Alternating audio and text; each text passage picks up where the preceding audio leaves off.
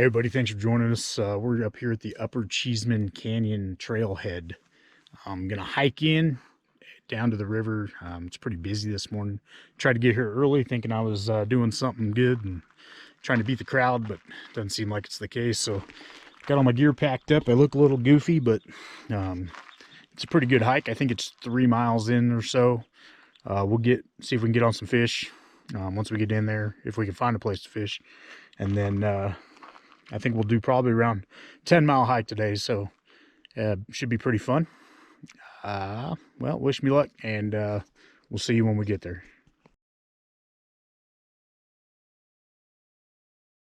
Is there an ASMR for fat guys breathing hard? Because probably get a lot of views off that for this this video.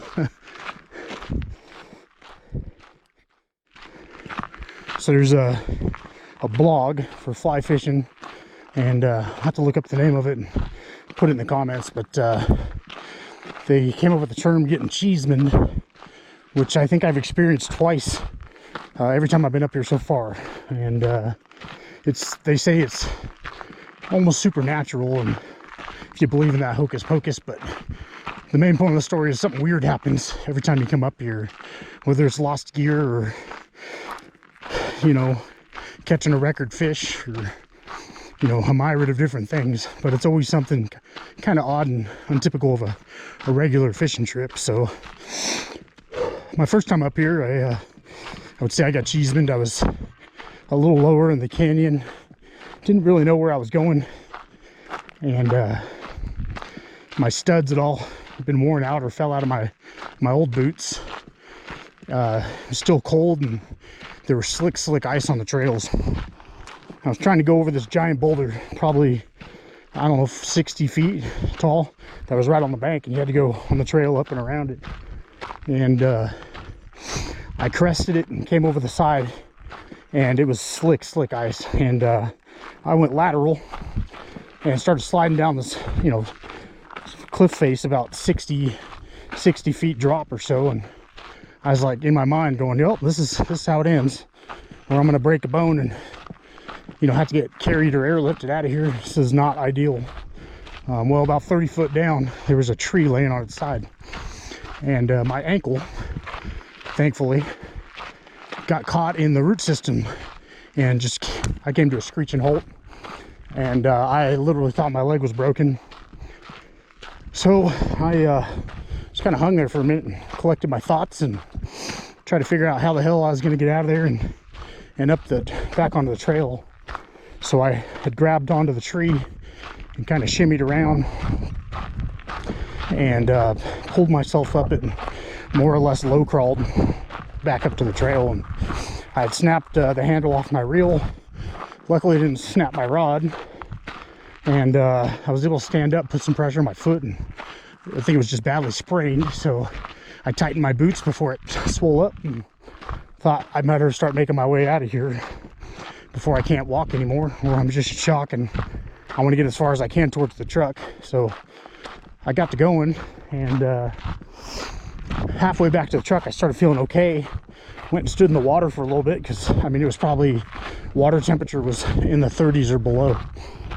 I think it was cold, and you know, try to help the swelling, and I felt decent, and I knew I had an old crappy reel in the truck. So I got back to the truck, tied on, or put the new reel on, tied it up, and went and fished right by the truck, and didn't catch anything, but it was nice to get out. It wasn't a complete wasted trip. And I got home, took my boot off, and my foot swole up about 3 times the size. My ankle, you know, was a big old bruised grapefruit for a couple weeks.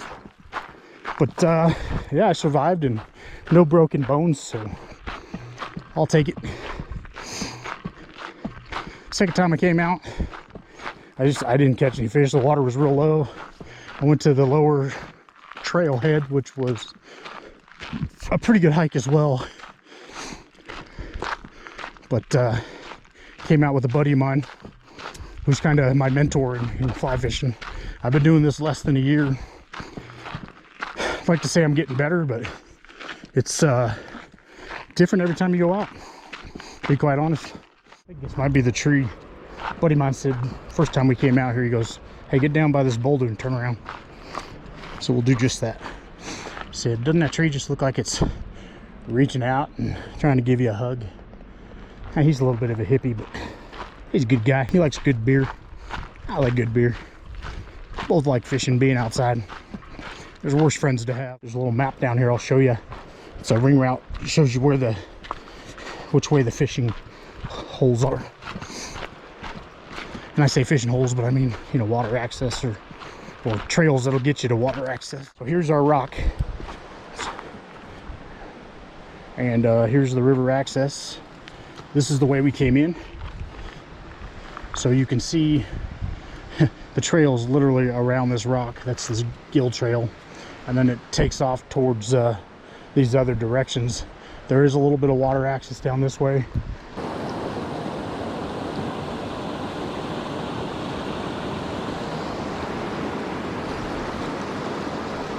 Well, it's not for lack of trying.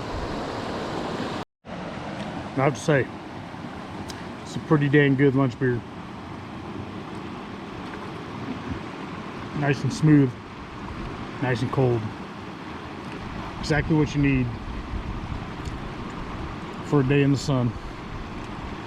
Yum. Guys, it's happening. I'm breaking the Cheeseman curse. Sitting here enjoying my lunch beer. Just kind of messing around. And this little rainbow here. Oh, come on, baby. Get in the net. Oh, my Lord. Come on, buddy. Came up and snatched it. All right.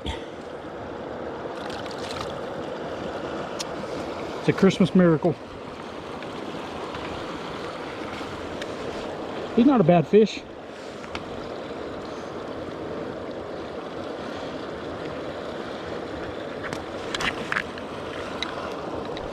All right, let's get our swimming away shot, shall we? Slimy. I'm trying not to go in the water. Yeah, we're not gonna be able to. There he goes.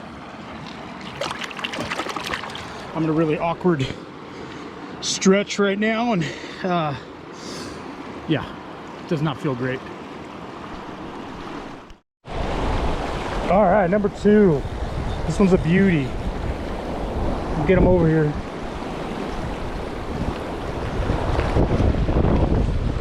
Oh, look at that gorgeous fish.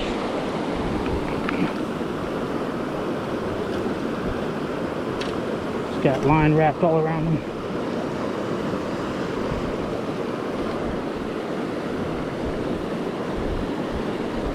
I barely had him hooked. I'm talking barely.